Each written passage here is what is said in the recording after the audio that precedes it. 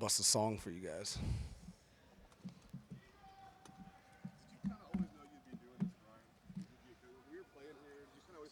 No. I thought that was well documented. I had no idea I wanted to be a coach. Right? I wanted to do anything but football.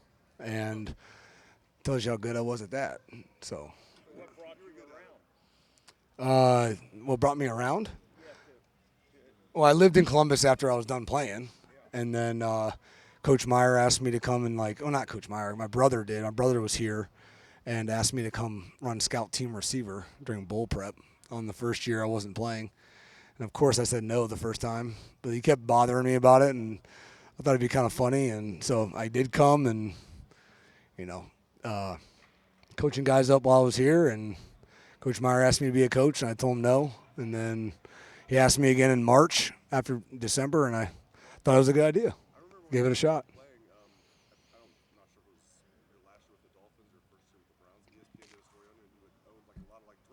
Oh, yeah.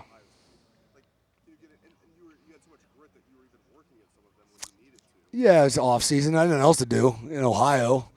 You're not playing golf, so I spent all my time in the off season, which is bizarre, in Ohio, which is usually January, February, March, and the worst times of Ohio. But, yeah, so I'd work it.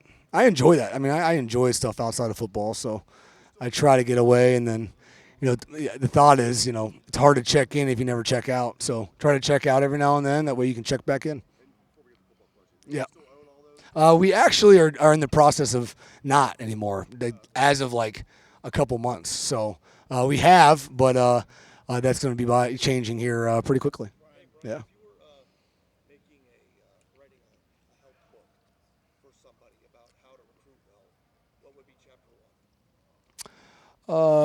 Chapter 1. I don't know. I think it probably always starts with being yourself. I think at the end of the day, I don't want to trick anybody into doing anything. So if they don't like me, then don't come here. That's fine. But I don't want them to think I'm somebody I'm not, and then it be a scam game. So be true to yourself, and those that, appreciate that will, pick Ohio State and the Buckeyes and our quarterbacks and our offense and our receiver room, and we'll go down that road. So being true to yourself, I think, is really, really important, because it's really easy to gear, yourself to others, because you have a job you want to get done, and you just got to make sure you're just being true to yourself.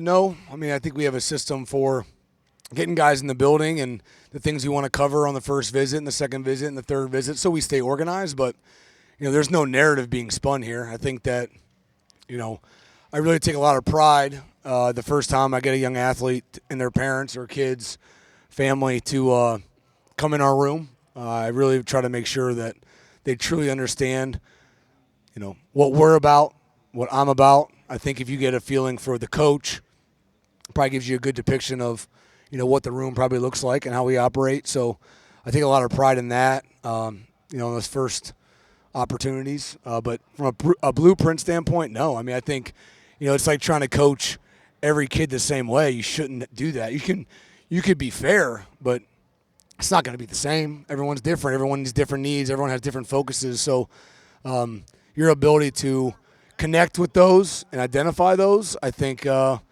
kind of put you on your right path. So many people have talked about the expectations in this wide receiver room. Ryan Day has said that this offense has proved nothing yet. How do you tell these guys every day that you're 0-0 and stats don't exist right now? Because they don't have any stats. So, I think Jackson does and CJ does, but everyone else outside doesn't. And they know that. But, we don't have to tell them. They were identified as the right young men early in recruiting, and the kind of guys we have on our team in our receiver room, in our quarterback room, and running whatever it is. They all understand that philosophy. I mean, it's not about what you've done; it's about what you should do and what you're going to do. So, people forget really quick in sports, and the guys know that by now. What stood out to you the most when you were recruiting Jackson, and where have you kind of seen him develop? I mean, everybody knows he's a great route runner, Yep. great chemistry, but is there something we're not seeing that you've seen in his development? You guys probably don't get to see how good of a kid he is. A young man. You probably you don't get to interact with him the way that we get to. So you guys just get to see the thing between the lines. At least maybe not you guys. You guys are around to be able to communicate with him and see what kind of young man he is. But that's what everyone doesn't see is these young men and how great they are. It's one thing to have a great athlete. It's another to have a great person. But to have both in the same individual, that's just special. And we have a lot of those guys. And so coming to quote-unquote work every day, it isn't work at all. It's a lot of fun, and we're all on kind of the same mission. He talked a little bit about when he was getting recruited, Yep. getting noticed, and by you guys. I mean, so whether it was the opening, what stood out when you first saw him play? Well, it was way before that. I mean, I think he ended up he became a Buckeye in his junior year, early in his junior year. So, it was a combination of a lot of things. Sometimes you just can't, put on paper. Like you just can't, really quantify it. It's a feel. You obviously saw his production. I mean, he was very productive as a junior, but he was even as a sophomore, which we became, high on him. Got a chance for him to visit early in his junior year, and I think we had a good connection pretty early. And, after that, he kind of developed and continued to grow, which you always kind of hope as a coach. You're trying to identify the right guys, and he became doing everything that we thought he could. And, again, as we got to know him more and more and his family, they're awesome people. And, that combination is, believe it or not, it's sometimes hard to find, but we've done a really good job of it. Yep. Where do you see guys in your room take that biggest jump from year 1 to year 2? It's probably everything between the years. Like they think they know how to work, but they really don't. The guys that have less in that curve, usually do a much better job by their second year. If they know how to work, there's a decent chance at times they're going to find themselves on the field as freshmen. If you're learning how to work and how to play football and digest and apply, that takes time. And there's so many young athletes sometimes that rely on ability, which isn't wrong, but there's so much more that goes. I mean, at the end of the day, every guy in my room, and our team can do the job, can do what they want to do, maybe at different levels, but they can all be potentially NFL players, in my opinion. But it's all about, what you do, how often, your consistency level. Like, guys that just don't make mistakes are really good players. It has nothing to do with, high pointing a ball, at 10 feet in the air. Like, it has nothing to do with it. You rarely see that. There's so much more to football than just the freakish, plays. Those are anomaly. Those are the 1% of 100. So you don't survive or die on those. So, again, my point is there's a lot of things to football that don't, incorporate, the freakish talents, right? Yeah. Oh, I'm sure that helps. Absolutely. He knows no different, and I think, but Emeka's that same way. And Julian works his tail off too. Jackson was he worked really hard too. And, but I think that, everyone has their own experiences. I think sometimes, not that guys don't work hard, but it's just different. Like from Ohio, maybe even I didn't fully understand just the competitiveness because we're just set up different in Ohio, and nothing against it. But, I think it's just an interesting dynamic, which is all good. But that puts everybody else on their own timeline. I don't want to say you have a type, but you kind of have a type and what you look for. What kind of type? 6'1", 190, 200 pounds, can do something with the ball once he gets it, can catch it, can run all the routes, can do all that stuff. It just seems like from a physical standpoint, Marvin is not in that same vein of what Jackson and Julian and everybody's different in their own perks, but they're at least around the same umbrella. And then you have Marvin, who's just a different type of athlete. What did you like about him? Marvin's not that good of an athlete. Come on. All right, yeah, he's what did you Hey, tell him I said that. What did you like No, I'm kidding.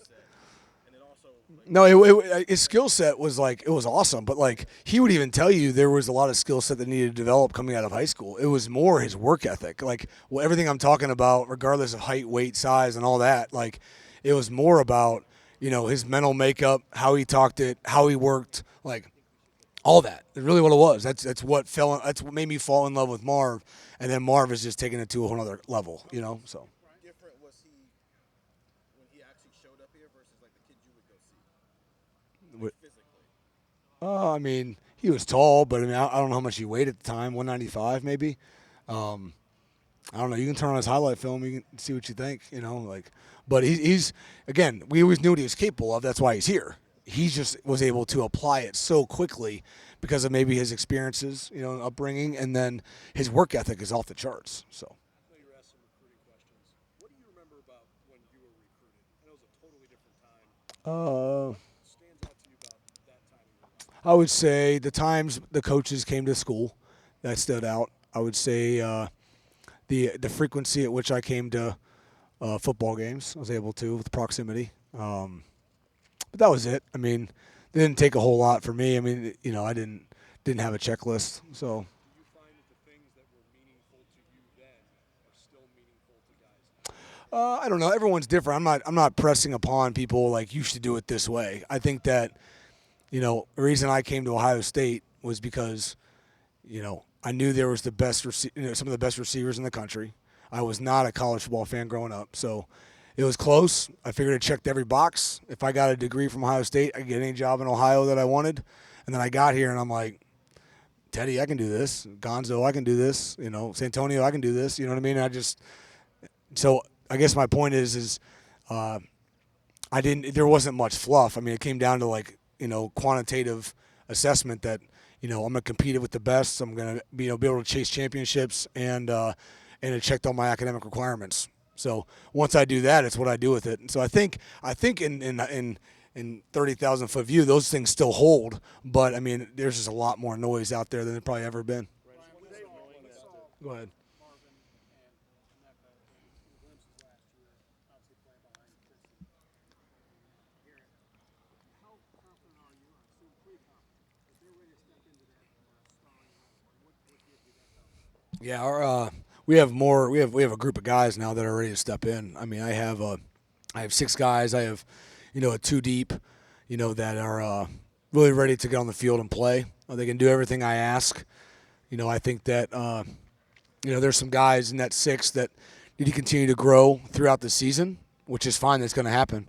And I think really that's almost the whole deal. I mean, I think that Jackson there's things he needs to work on. He knows I've addressed it with him, and all the way down through the list. So where we are game 1 cannot be where we are game 12, and if we are, we're probably not going to reach our dreams. So but we have a room that is fully ready, maximize their freshman year and their sophomore year, and they're ready to do really good things in their second and third year.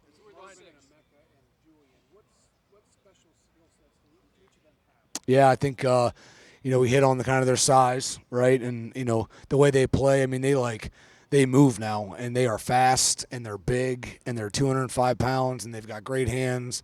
The route running is pretty darn elite. So there's a lot of things these guys can do. And are they 4-3 guys? I don't know that. I mean, but like, and that's what Chris's world was in, and Garrett and those guys. So maybe a little different, but these guys bring a lot to the table from their size standpoint.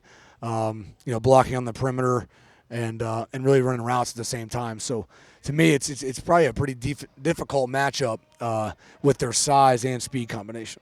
Xavier just said that you don't train. You train every receiver to play every spot. Yep. That must give you incredible versatility. Oh, it does. We've done it. So absolutely, and you guys will see all that. I mean, I think that every guy knows every spot. Regardless of the 3 that are in the game, the guy that's beside me can go to any spot for a sub. So, we talked about having more guys playing this year than we did last year. That's for sure going to be the case. So, and a lot of that's been because of design and being able to train guys and not pigeonhole guys in certain spots and allow these guys to play all 3. And the defense has. Yeah, I mean, they'll be lining everywhere. Brian, who are those 6? Jackson, Julian, Marvin, Emeka, Xavier Johnson, and Jaden Ballard. Just with Cam having a little hiccup, that's the only reason why he wouldn't be a name I've named, but he'd be in that same group, absolutely. So it would turn into 7. Brian, I think our perception might be that Emeka and Julian could be looking to play at the same spot. How do you said you have 6 guys who are ready to play, but especially those 2 guys. What's the process of deciding? We just said all of them are playing every spot. So it's not like a competition for one spot.